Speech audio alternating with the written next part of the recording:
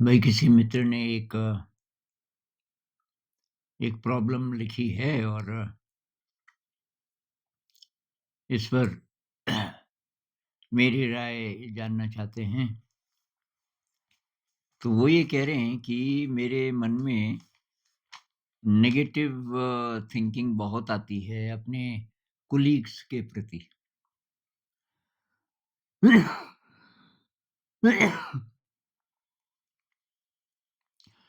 तो कहते हैं आई टेंड टू जज everyone around me very harshly in my mind, which generates immense internal negativity. This constant criticism creates a false sense of superiority, almost as if I am better than everyone else, and it weighs heavily on me. तो भाई ये बहुत कमाल की realisation है।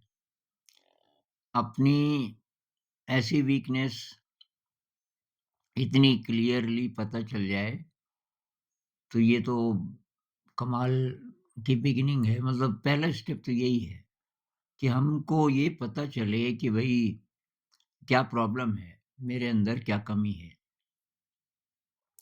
तो ये बहुत लोगों में होता है, जो थोड़ा टैलेंटेड होते हैं ना और लोगों से अगर हम ज़्यादा टैलेंटेड हैं, तो फिर ऐसी फीलिंग आ सकती है कि ये तो कुछ नहीं है मेरे सामने। तो ये सुपीरियॉरिटी की सेंस कह लो। तो ये बहुत बार तो ये बचपन से ये टेंडेंसी नरिश होती जाती है, क्योंकि सारा सिस्टम ऐसा है ना कि जो ब्राइट है थोड़ा, क्लास में जिसके ज़्यादा नंबर आ जाएँ किसी भी चीज़ में ज़्यादा अच्छा है, तो उसके अंदर ये आ जाता है अक्सर। और इसी को समाज रिइन्फोर्स करता है और ये रिवॉर्ड और पनिशमेंट का जो हमारा सिस्टम है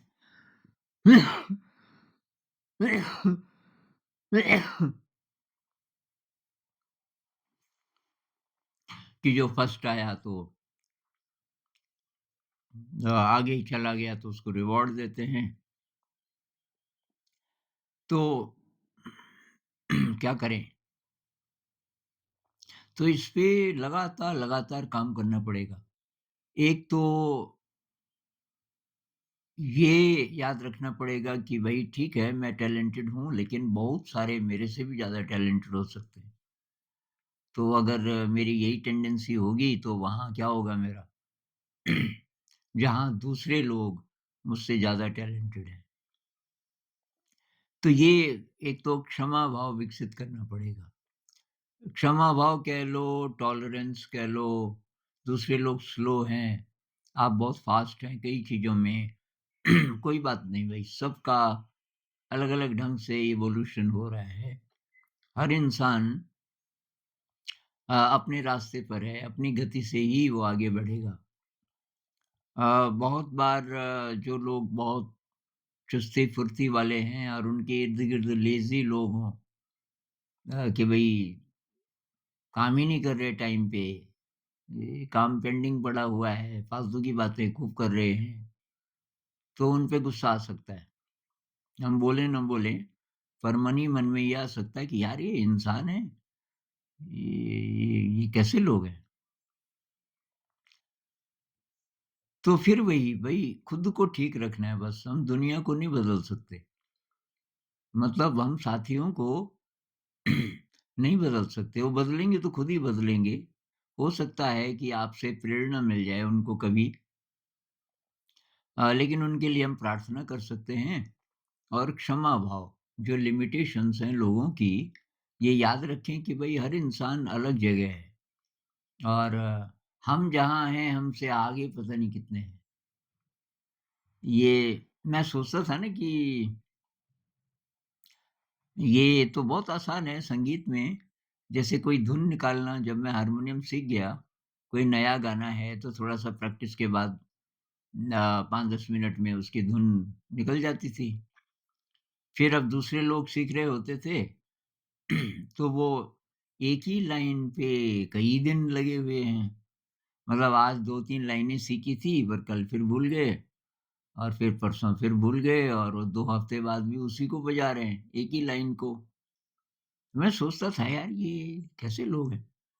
इनको तो मतलब ये क्यों नहीं निकाल पा रहे धुन? ये तो बहुत आसान है।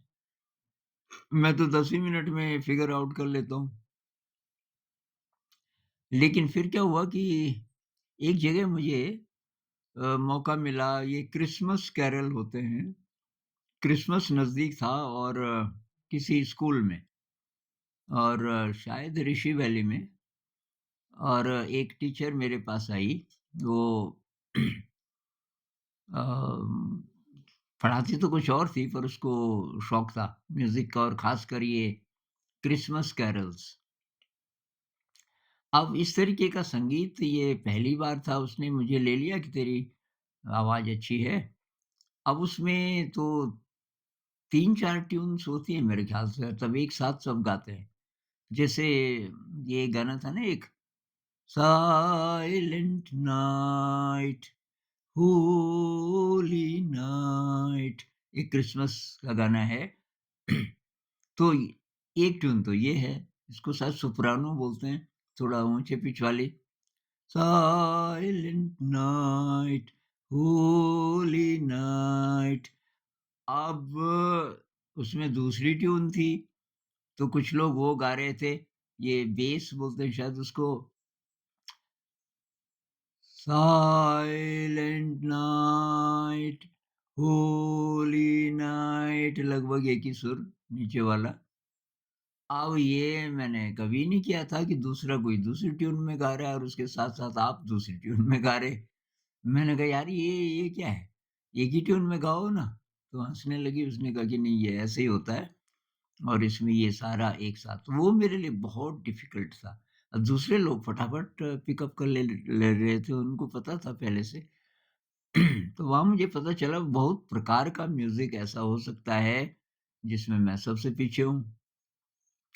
तो अब क्या करें? इस प्रॉब्लम के साथ कैसे डील करें? तो केवल ये रैशनलाइज़ करने से तो नहीं होगा। केवल ये पता चल गया आपको कि भई मेरे में ये प्रॉब्लम है, मैं बहुत क्रिटिसाइज़ करता हूँ दूसरों को अ, क्योंकि वो उतने टैलेंटेड नहीं हैं। तो केवल पता चलने से नहीं होगा, पता चला आपके कॉन्शियस ब्रेन को बस, वो गहरे नहीं गया। तो एक तो भाई मेडिटेशन का अभ्यास करो। मेडिटेशन से हमारे कॉन्शियस ब्रेन का कनेक्शन बनता है हमारे डीपर इंटेलिजेंस के लेवल से। उसको आप सबकॉन्शियस कह लो, अनकॉन्शियस कह लो। मैं तो उसको एक ही बोलता हूँ। मैं कहता हूँ कि भई एक तो ब्रेन है जो नॉर्मली हम काम करते हैं, एक कोई इन्फिनिट इंटेलिजेंस का सोर्स है। और वहाँ तक पहुँचने के लिए बीच में ये लेवल्स हैं जिसको अनकॉन्शियस माइंड कह लो, कुछ और कह लो। मैं नहीं मानता कि अनकॉन्शियस है शक्ति का स्रोत। ये बीच की कोई लेयर है, इसको भी पार करके फिर वो आता है जिसको आप कॉस्मिक कॉन्शियसनेस कह लो, सुपर कॉन्शियसनेस कह लो, कुछ भी कह लो। अ, तो उसके स्पर्श में आने की ज़रूरत है और उसके लिए तब मेडिटेशन है।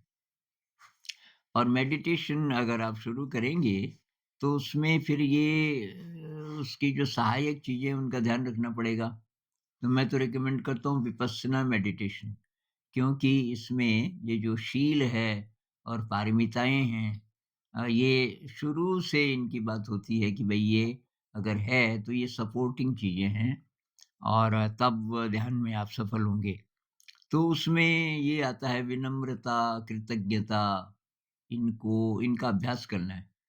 अपने आप तो नहीं होगा अगर अहंकार किसी व्यक्ति में ज़्यादा है, अहंकार को ही पोषित करता है ना सारा सिस्टम। हमारी फैमिली से लेके एजुकेशन सिस्टम से लेके समाज में सब जगह ये कंपटीशन है और उसमें अहंकार पोषित होता है। जो आगे निकल गया, अहंकार पोषित होता है, जो पीछे रह गया, अहंकार हर्ट हो गया। तो ऐसी स्थिति में मेडिटेशन एक चीज़ है, जो हमारी हेल्प करेगी अगर हम शील का भी ध्यान रखें और पारमिताओं का भी ध्यान रखें। शील क्या होता है? शील होता है कि भाई हिंसा नहीं करना, झूठ नहीं बोलना, नशा नहीं करना, चोरी नहीं करना। अ, ये इस तरीके की चीज़ें जो संत लोग बोलते आए हैं, हमको पता है। और ये पारमिताओं का मतलब है कि विनम्रता का अभ्यास करना है। विनम्रता ईगो का उल्टा है। आप मतलब मन ही मन में भी जो बातें चल रही हैं, तो वहाँ ध्यान देना है कि उसमें ईगो तो नहीं है, उसमें कठोरता तो नहीं है। जब हम इमेजिन करते हैं ना कि मैं ऐसा बोलूँगा, किसी से कोई शिकायत, किसी ने कुछ बोला, अब आपको गुस्सा है अंदर ही अंदर, बोल नहीं पाए, तो अंदर ही अंदर चलता है, मैं ऐसा बोलूँगा, उसको वहीं करेक्ट करना नहीं, विनम्रता से बोला जा सकता है। कोई भी आप बोल रहे हो बात, प्यार से भी तो बोली जा सकती है। तो ये विनम्रता का अभ्यास करना है बार-बार, बार, मनसा वाचा कर्मणा, मन ही मन में भी जो हम सोचते हैं, वहाँ भी, वाचा जो बोलते हैं, वहाँ भी, और कर्मणा जो करते हैं काम, तो उसमें ईगो है कि विनम्रता है?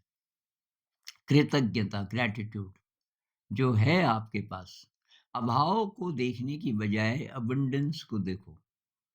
आपके जीवन में जो अबंडेंस है, कुछ लोग कहते हैं कि कहाँ अबंडेंस है जी, मेरे जीवन में तो सब खराब ही खराब है। अरे भाई साँस ले रहे हो, फ्री में मिल रही है ना ऑक्सीजन, तो ग्रेटफुलनेस की फीलिंग है, 3 मिनट नहीं मिले ऑक्सीजन तो आप तो ज़िंदा नहीं रह सकते।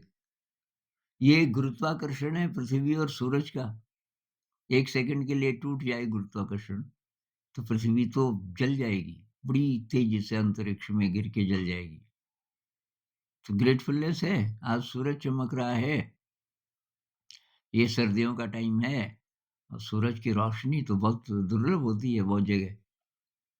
तो यहाँ ये सूरज की रोशनी है, अभी सनराइज़ हो रहा है, ग्रेटफुलनेस की फीलिंग आ रही है कि नहीं आ रही?